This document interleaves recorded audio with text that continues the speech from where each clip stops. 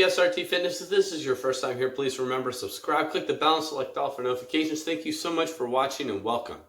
So today's video is episode 3 in the Exposing Obesity series with Awaken the Wolf Fat Loss. If you haven't subscribed to his channel yet, please do. And if you haven't subscribed to my channel, also, please subscribe, click the bell, and select all for notifications. Thank you guys so much for watching and welcome.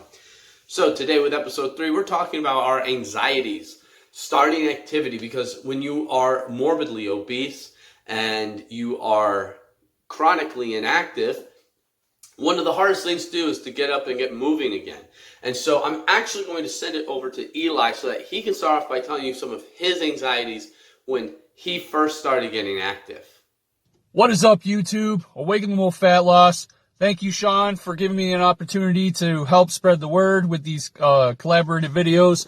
This is going to be really awesome. So the third video, as Sean had already mentioned, is anxieties with exercise and activity.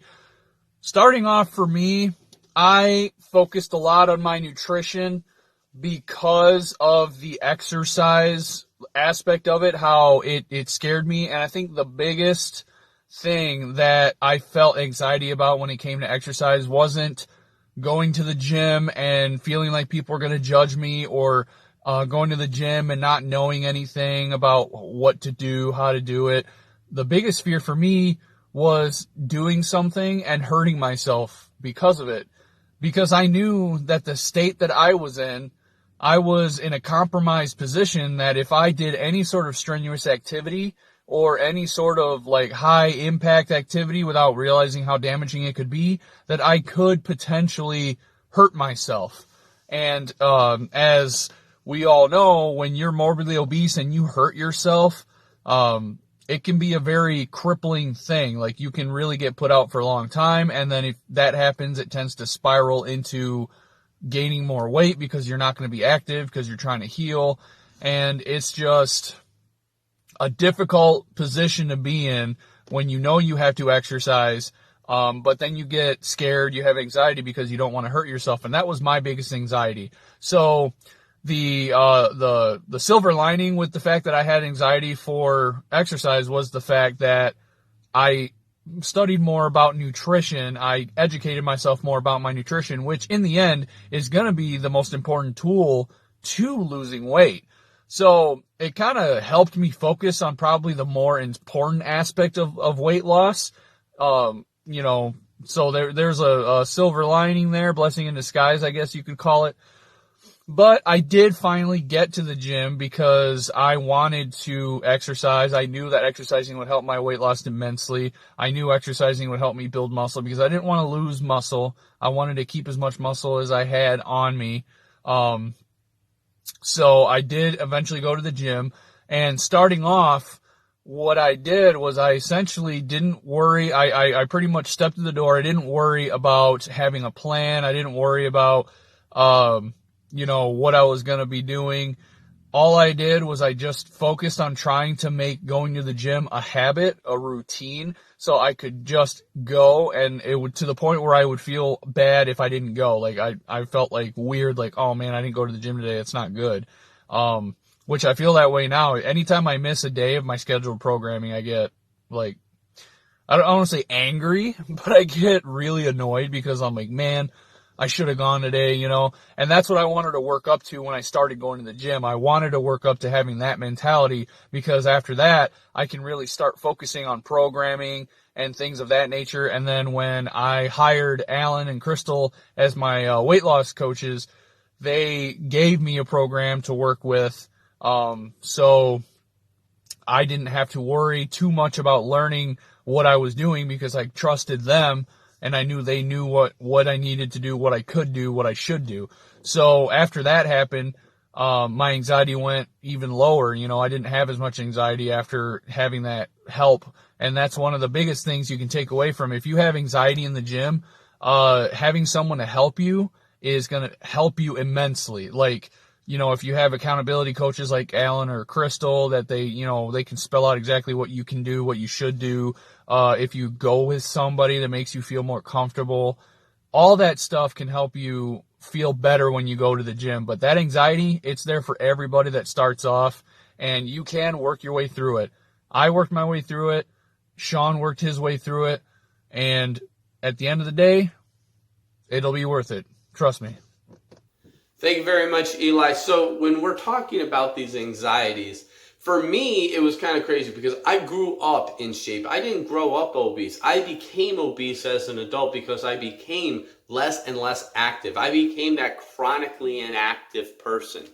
And it was so hard to get moving again. And for me, the worst part was when I was active, when I was trying to stay in shape when I first became an adult, I got hurt. I got into a serious accident and had several injuries that took a very long time to heal. And looking back, I actually made my recovery worse. So, just very quickly, I had tried to get into bodybuilding once before when I first got out of high school because I had hurt my shoulder, so my baseball playing was over. Not that it was going to go on much longer anyway.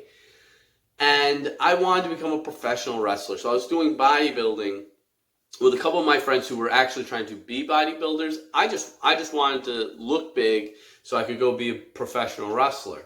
And I got into an accident. I got hurt. And because I liked eating like a bodybuilder, 5,000, 6,000 calories a day, sometimes even more, even though I didn't really have the muscle mass to support such a huge caloric intake, I increasingly became more and more obese. I kept gaining weight that I didn't need to gain and being less and less active. And the food, even though it was very, very healthy, eating with other bodybuilders and it was just massive amounts of it. When I first got hurt, it became less and less healthy food. Those handfuls of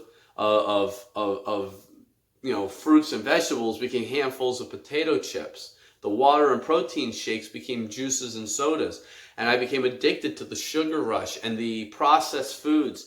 And it hurt me more and more and more. And so it took forever to recover. And then when I did recover, I used that injury as an excuse. Oh, my bad back. Oh, my shoulder. Oh, I can't do things with my shoulder because my shoulder would hurt from time to time. And so would my back. It's because of all the extra weight I put on my frame. If you watch the My Appreciation Walk video that I did, I talk about the pain that I used to have in my upper stomach. I talk about the pain that I used to have just above my knee. The low back pain, the issues with the hips. I had so many aches and pains that became normal that I just associate with, breaking down at an early age, of damaging myself. When in reality, I was still just damaging myself. And so to start activity, I was afraid of hurting myself again. And that was my biggest anxiety. What happens if my back goes back out? What happens if my shoulder is actually much more seriously hurt from my childhood than I thought it was? Because I never really tested it a whole lot. What happens if my ankle sprains from a child really did a whole lot to damage? What if I can't do certain things that I want to do? But eventually, seeing the scale and knowing that the food was just one part of it. It's the biggest part. Eating right and eating proper portions is the biggest part.